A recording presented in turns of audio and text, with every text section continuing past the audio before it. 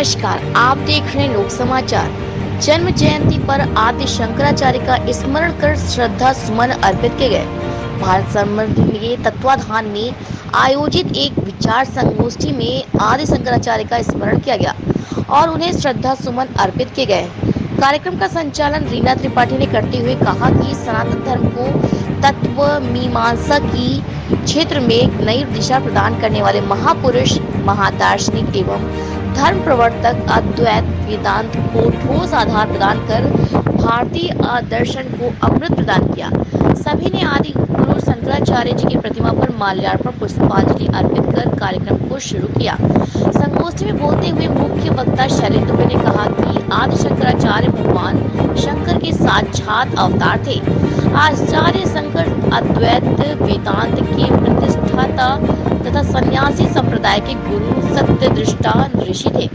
उनकी प्रतिभा अलौकिक थी और साधना अद्वितीय।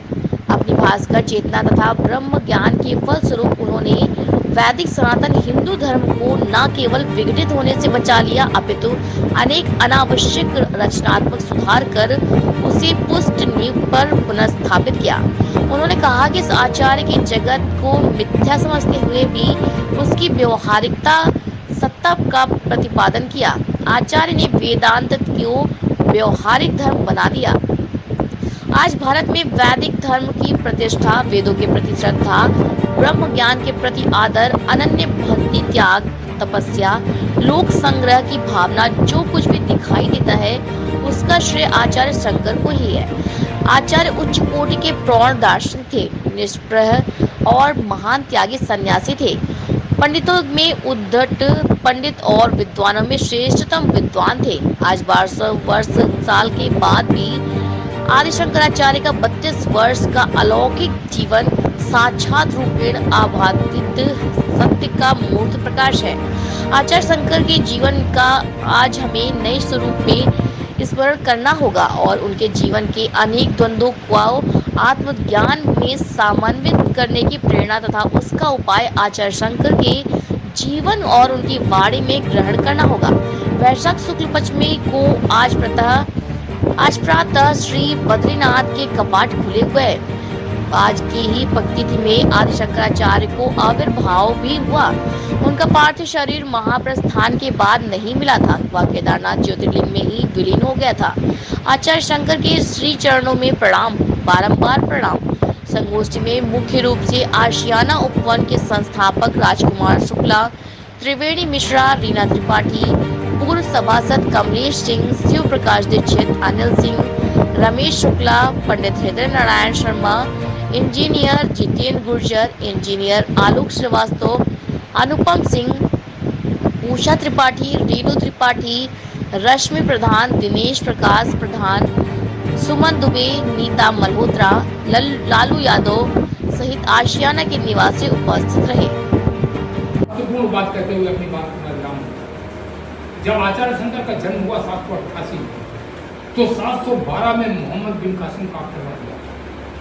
मोहम्मद बिन कासिम ने जाहिर से जो राजा थे वहाँ आक्रमण किया था और वो इस्लाम का पहला आक्रमण। इस्लाम भारत की धरती पर अपने पैर जमाने, बौद्ध धर्म का चारों ओर प्रचार प्रसार और बौद्ध लोग इतना ज्यादा विचार में लिप्त हो चुके थे कि इस्लाम से संघर्ष करने की उनकी हिम्मत नहीं।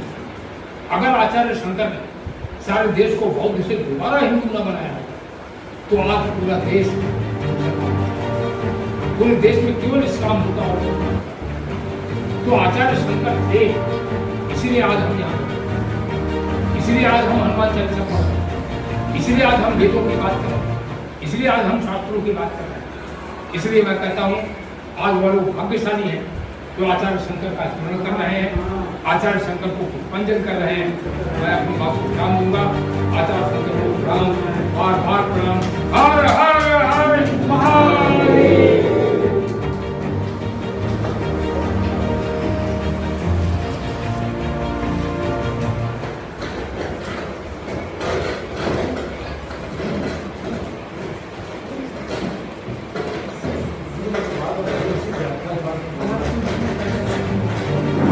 निश्चित रूप से हृदय स्पर्शी और ज्ञानवर्धक व्याख्या के बाद अब कुछ बोलने और सुनने का मन आप लोगों का नहीं करेगा। फिर भी हमारे अगर भाइयों से आग्रह है, अगर अपने विचार इस पर चर्चा में रखना चाहें तो आप सादर आमंत्रित हैं।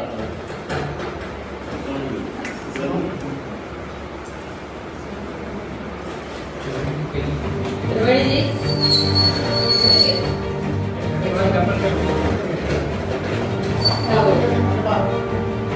चलिए भारत समृद्धि की तरफ से मैं रीना त्रिपाठी आप सबका आज के इस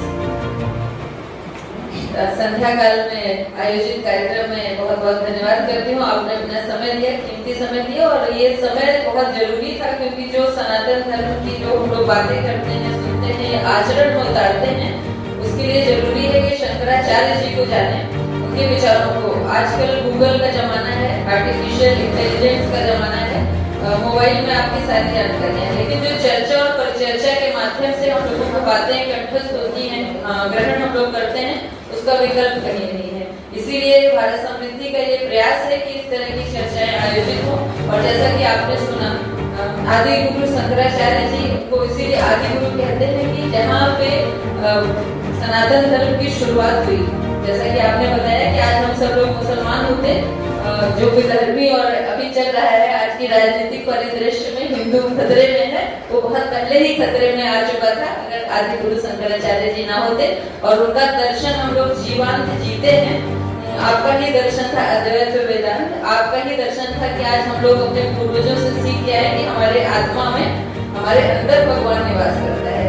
ये शंकराचार्य जी का ही दर्शन था कि उन्होंने वेदों की जो पहले ऋग्वेदिक काल में जो उपनिषद लिखे गए, उनकी बहुत सरल शब्दों में, उपनिषद संस्कृत में हुआ करते थे, आपके द्वारा उसको सरल शब्दों में जनमानस की भाषा में उसका उस पर भाष्य लिखे गए और आज हम लोग उसको पढ़ सकते हैं वेदांत दर्शन के रूप में। अहम ब्रह्मास्मि, यानी कि हम सब ब्रह्म हैं, हम सबको उस ब्रह्म की खोज बाहर नहीं। अच्छा, आप लोग खुद देखते होंगे जब हम लोग भगवान की पूजा करने जाते हैं तो आंख खोलते नहीं है, आंख को बंद करते हैं, और उस ईश्वर की कितने भी बड़े मंदिर आप जाइए, भगवान को प्रणाम आप आंख बंद करके करेंगे और जो ईश्वर है उसको अपने अंदर ढूंढने की कोशिश करेंगे। यही है अद्वैत वेदांत कि ईश्वर कहीं और नहीं, आपके अंदर है, और इसी अंदर के ईश्वर को पाने की ही पूरी लड़ाई हमारे पूरे जीवन भर चलती रहती है। हम लोग मोक्ष की कल्पना भारतीय दर्शन में जैसा कि बताई गई है, उस मोक्ष को प्राप्त करने में भी आदि गुरु शंकराचार्य ने एक सरल मार्ग हमें बताया।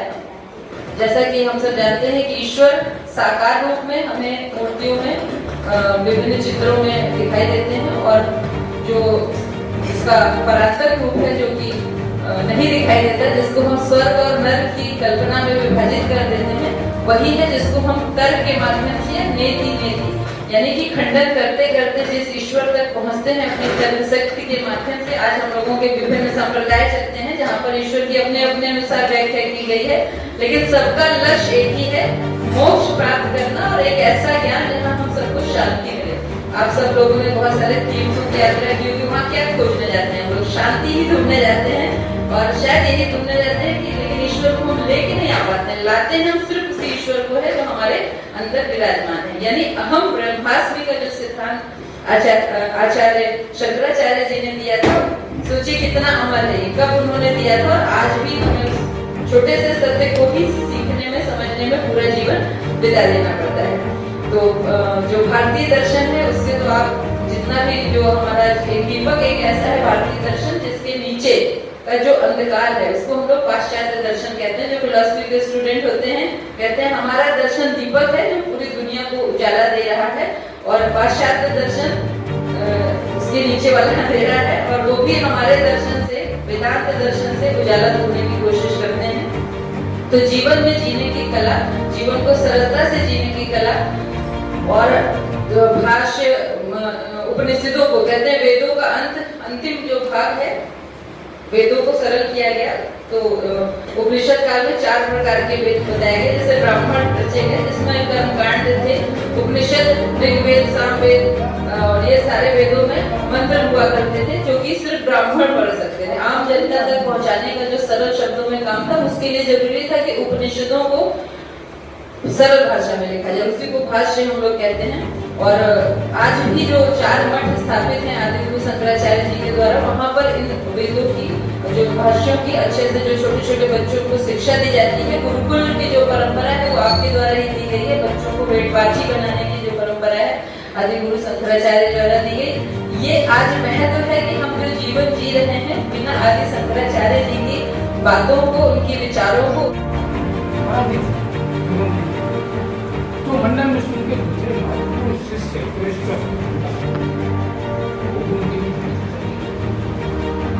उन्होंने दोबारा सारी अपनी बात को आश्वासन देके आए, क्योंकि सन्यासी कोई संस्कार नहीं करता। वो अपनी माँ को आश्वासन देके आए थे कि अंतिम संस्कार अपनी माँ का वो स्वयं। तो जब वो श्रृंगेरी के आगे थे, जब एक दिन सुबह आचार्य शंकर उठे और उन्होंने अपने शिष्यों से कहा कि मेरे मुंह में माँ के दूध का स्वाद आता है, जो शिष्य को समझ नहीं आता। उनका लग रहा माँ का अंतिम समय आ गया है और माँ उठा है और अब मैं अपने गाँव वो अपने गाँव को माँ उठी, उनको अंतिम अवस्था में थी। माँ से उनकी बातचीत भी हुई, माँ को उन्होंने ब्रह्म ज्ञान का ज्ञान भी दिया। उसके बाद उन्होंने अपनी माँ का अंतिम संस्कार, ब्राह्मणों ने इसका बड़ा विरोध किया कि एक सन्यासी के उन्होंने अपनी इसकी परवाह। यह बात शायद आप लोगों की जानकारी नहीं होगी। व्यापारिकों ने, तांत्रिकों ने, ब्राह्मणों ने आचार्य शंकर का जीवन समाप्त करने के अनेक प्रयास अगर आप उनकी क्योंकि सनातन धर्म की रक्षा के लिए जो भी ऑर्थोडॉक्स चीजें हैं, जो भी तृतीयानुषी चीजें थी, उन सबका वो खंडन कर रहे थे। और इसको कैसे श्रेष्ठतम स्थिति में रखा जा सकता है सनातन धर्म, उसकी व्याख्या करते हुए आचार्य और उन्होंने श्रृंगेरी की स्थापना किया, द्वारिका की स्थापना किया, पुरी की स्थापना की और उसके बाद जो है मठ की स्थापना की, जिसको आज दूसरी मठ किया। और फिर वो अपनी यात्रा करते हुए पशुपतिनाथ और अब की बार पशुपतिनाथ के रास्ते से वो बद्रीनाथ आए। फिर उसके बाद अब उनकी 32 वर्ष की आयु हो गई आचार्य शंकर। एक प्रसंग और बता दूंगा आपको, आपका समय दे रहा हूँ, लेकिन आचार्य शंकर के विषय में बोलना इतना आसान नहीं है क्योंकि उनका जीवन परिचय बताना मुझे आसान है। एक अभिनव गुप्त का नाम ना तो आचार्य शंकर के विषय में बताया जाए। अभिनव गुप्त कामाख्या का एक पढ़ा वह वहां जब कामाख्या में तो अभिनव गुप्त से भी उनका साथ और अभिनव गुप्त पराजित कर, लेकिन परातंत्र एक होता है। परातंत्र कहते हैं दूसरे ऊपर जैसे होता ना कुछ करना नहीं, तो अभिनव गुप्त ने परातंत्र दिया आचार्य शंकर और कामाख्या में उनकी हालत बड़ी खराब, उनको बगंदर हो गया, बड़ी खराब स्थिति। तमाम वैद्य बुलाए गए, सब लोग बुलाए गए, वैद्यों ने कहा कि उपचार से नहीं चलेगा। किसी ने परातंत्र इनके ऊपर अब समझ गया परातंत्र का मतलब, तो सब लोग जानते थे किसने किया। सब ने आचार्य से कहा कि अपने गुप्त ने किया, उनका नहीं हम, अब वो हमारा शिष्य हो गया है। लेकिन उनके एक शिष्य ने कहा कि हम इसका पाठ और सब हो गया क्या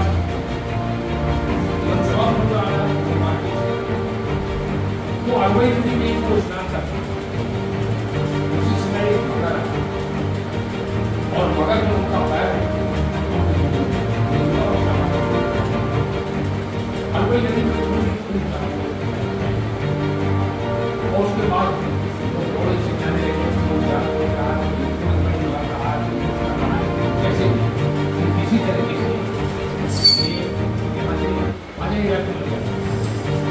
किसी तरीके से ये यहाँ से मगर यहाँ से तो नदी से पानी लेके आज भी आते हैं। ये कोई नई बात नहीं, आप अच्छे बात में जाइए, पानी आज भी लोग खड़े में पानी ले गए, स्त्रियाँ नदी से आया। ये मैं 1200 साल पहले की बात कर, तो नदी से पानी लेके लेने के लिए उनकी माँ गई। गर्मी भी बहुत होती है, बच्चे बात करने पड़ रही तो वो बेहोश हो गई। जब वो वापस नहीं आई तो 5 साल का बच्चा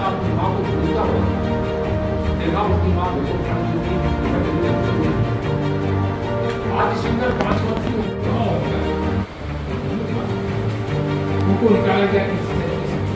8 साल का बच्चा होते ही कैसा घायल हो गया, उपचार के बाद हम लोग ठीक हो गए। दोनों का आप क्या रहा, तो विमान का आ जाने, दोनों कहा कि आप भूल गए हैं, आपने मुझे सन्यासी का जरूरत नहीं दिया, और मैं तो उसी दिन सन्यासी हो गया। सन्यासी घर में नहीं रह सकते, तो अब मैं जा।